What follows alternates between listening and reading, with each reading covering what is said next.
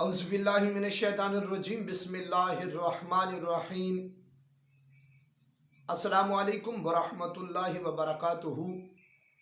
आज एक और नए वजीफ़े के साथ सैयद सदरुद्दीन हाज़िर खिदमत है। आज का वजीफ़ा मकरूज़ हजरात के लिए तोहफ़ा है। तो आइए वजीफ़ा और उसका तरीक़ाकार समात फरमाने। वजीफ़ा है या रज़ाको, या राज़िको, या गनियो। 70 मरतबा आपने इस वजीफ़ों को पढ़ना है। इसके साथ एक दुआ है, अल्लाहुम्मा कफ़ीनी बिहलालिका व अन हरामिका व अग़निनी बिफ़ज़लिका अम्मन सिवाक। बरोज़ जुमा आप इसका विर्द करें।